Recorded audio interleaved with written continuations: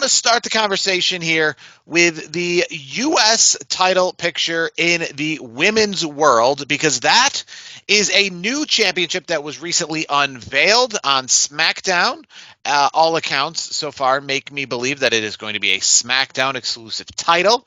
It's just the men's U.S. championship with the word women a little bit on top there. Nick Aldis revealed it on last week's WWE SmackDown episode. So I guess the question I have for you, we've talked about things like this a lot, and obviously these things existed in the ether for going on a long period of time, right? Just as much as people saying, should WrestleMania be a second night? Now people are saying, should the Royal Rumble be a second night? All these kind of things. So my question with you is, from just the perspective of WWE as a whole, not Raw or SmackDown exclusive, is a mid-card title needed, due, wanted in WWE? What's your opinions? At this stage of the game, for the women's side of things, I don't think so. But I think what they're doing is I think they're thinking ahead. I think right now, to be honest with you, I feel like NXT has a crop of some really talented female wrestlers that are working their way up. I mean, Stephanie Vaquer is one of them. Julia is one of them. Another one that I don't know if people are getting behind this, behind her as much, but Lash Legend, I feel like she's been impressing lately. She's been on Raw and SmackDown. So there's some names down there where I think in the pipeline, I think in the future is good, but right now I don't think it's great because what's the point? We barely have enough to fill women's tag championships. So I think WWE's planning ahead because I feel like the roster is getting better. Becky Lynch is maybe coming back soon. We'll see. So I think they're looking ahead, which I think is a good thing. But if you're asking me for today, I think it doesn't make sense at this moment. But for the future, yes. Okay, and kind of what you were talking about, which obviously, I mean, it's no secret, right? The women's division. Well, yes, what is there in the women's division is highly important to the product. It's not, obviously, this isn't the year 2000 or 1999. It's much different. We understand that. And what women do bring to the table in their matches, right, is highly important. I mean, without giving away any secrets or anything like that, and just to break off a little bit, the main event of Collision this week was a women's match for the AEW Women's World Championship, and it was a hardcore match. I was there live. As of this time, it hasn't aired yet. The results obviously not matter too much to give it out, but it was a main event match, and it was worthy of a main event. It was probably the most exciting match on the entire card, including dark matches. So there's no doubt about that. There's no discount on the women at all. You just wonder if you have the roster, right? Because we already see it with the women's tag team championships that they go between Raw and SmackDown because essentially they don't have the roster to have a Raw and SmackDown exclusive women's tag team championship. Yeah. My understanding this, obviously, because of its name and being so kind of pigeonholed into being aligned with the U.S. Championship of the men's side that exists on SmackDown exclusively, is that this is going to be a SmackDown exclusive belt. And if that's the case, are they going to make a Raw exclusive belt? I mean, a lot of people have thought maybe like a Netflix championship or something like that. But I guess in this vein, it would just be called the Women's Intercontinental Championship. That's what I was going to say, yeah. But, I look at some of the people that are fighting for it. So there's a first round qualifier match coming up on the latest episode of SmackDown. And two of the people, understandably, Candice LeRae and B-Fab are going to be in this qualifier. But Bayley is also in this qualifier, a former women's champion, right? Women's champion pretty recently within this calendar year. And you kind of wonder, again, I've said this for a while. The stories, they're getting better, and there's been a few lights. But for the most part, the stories in the women's divisions have revolved around the belts, right? Yeah. So, and not saying that, maybe that's what they're understanding. Maybe that's why we're getting this belt. But with that being said, I guess it's just like the idea that is this going to be just kind of treated like a third women's world championship? Because, like I said, the stories revolve around the belts, meaning that, with the men's division, we have matches that are not championships. Sometimes we have pay-per-views with no championships on the line and tons of compelling stories, but we never really have that with the women.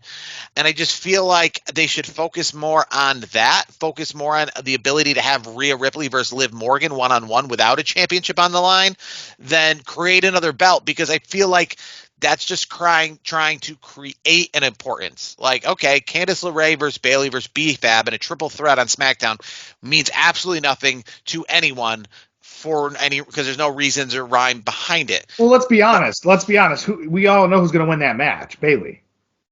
I mean, do you think that they're going to give this essential mid-card belt to someone that is a former women's champion? Yeah, I think so, because they want to give it a little juice, so to speak. They want to put the belt on somebody that has the resume of a Bayley, for example. No offense to B-Fab and Candice LeRae, I just don't see them winning the championship. I just don't see it.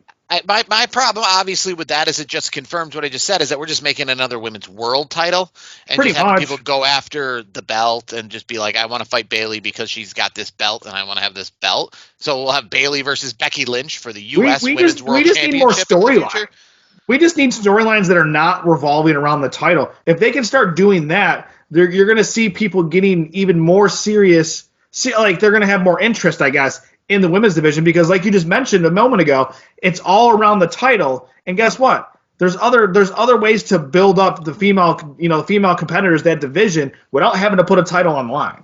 Yeah, and I think that's sorely lacking in the world of wrestling in general, Yes. right? I would say the smart move here would be to give it to somebody who hasn't been a world champion, because if you want to start that same line of thinking that you do with the Gunthers of the world or the LA Knights of the world, where this is a stepping stone belt to the next level, where this is a way to get someone who needs to get over, because again, Bayley winning this belt does nothing for Candice LeRae or B-Fab, right? The idea is to elevate the division, and that's why we don't have so many belts, because we have essentially 4 or 5 women that just sit on top and revolve the belt around, between Nia Jax, Becky Lynch, Charlotte Flair, back in the day, Sasha Banks, Bianca Belair, Rhea Ripley. Like, it's just kind of here's a name I'll give around you. Those. There's one name that I would love to see have that belt, and it's Lyra Valkyria. I think in my opinion, she's the perfect one for it. If you're looking to do as you kind of mentioned,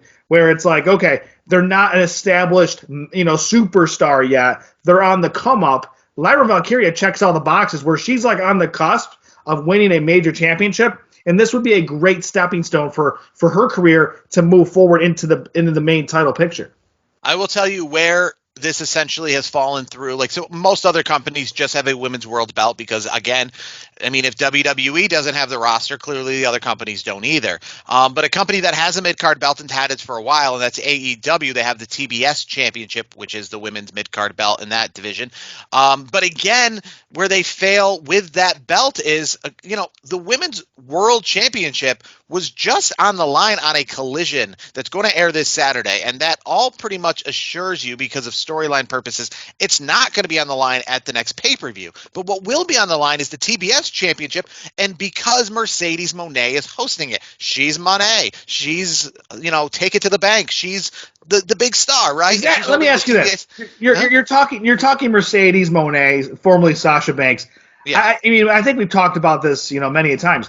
I feel like this whole Monet money thing, I don't think it's working. I feel like she was better off going to WWE if I'm being honest. It's not so much to not go off into the weeds with that, but essentially just to say she's the big star in AEW's women's division, right? She's the name, she's the one that people are buying T-shirts of, or the big free agent signing, right? So her putting the TBS Championship on the line at the pay-per-view, essentially, she is the world champion right now in AEW for all intents and purposes, right? And it's behind who's holding this belt. Like, in WWE, they've done the Intercontinental belt pretty well. Yes, some former world champions have held it, rarely, and a lot of times they go after it when they're trying to get all the gold kind of thing in their careers.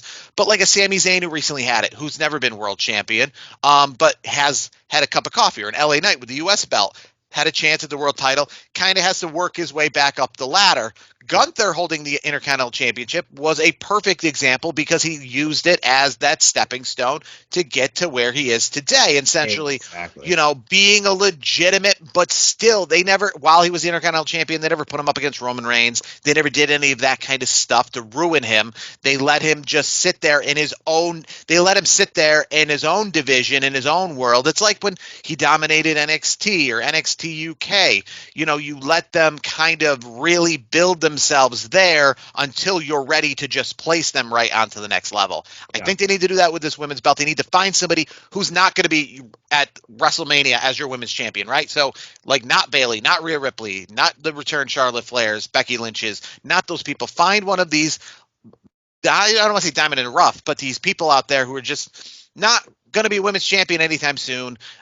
Maybe get a shot of it on Raw and lose quickly, and use this to elevate them so when they're off of it, then they can step right in. Just like, that's the reason why the Charlottes, Beckys, and all them stepped right into the world title pictures when they moved from NXT to WWE, is because they established themselves in NXT as the man, as Becky Lynch, essentially the man, right? Established themselves as that, and then used that platform to essentially get right into this top. Do you have any names besides like a Lyra Valkyria?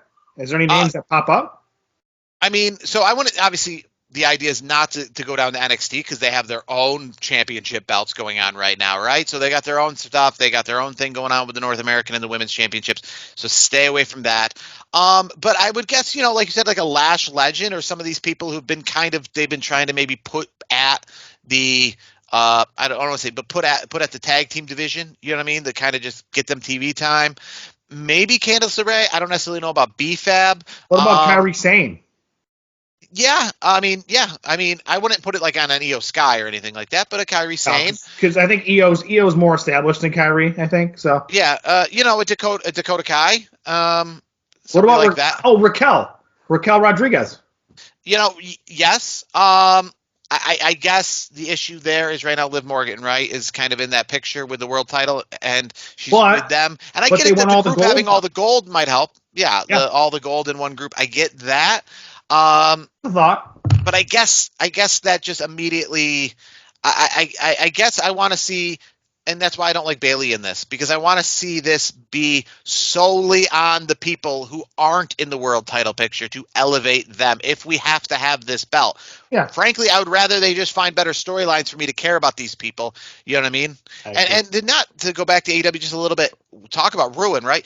TBS Championship before had been held by a Jade Cargill, and what did they do to her? They did not elevate her after her Goldberg-like streak in AEW and winning the TBS Championship and going on with that. They did not then, after she lost the belt or gave up the belt, they did not then elevate her to become world champion.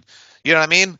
WWE needs to do better with this. They need to make sure that it's not held by Becky Lynch or Charlotte Flair, because then it is 100% just a third world champion. You know what I mean? So that we can have Becky and someone, so we can essentially have another women's match on the card, because we can't come up with a story to have Becky face Charlotte for no reason. We can with Randy Orton and Kevin Owens, right? We can with the Bloodline and the other Bloodline, right? We can come up with stories for all of them. They just got to get better building feuds organically without a belt.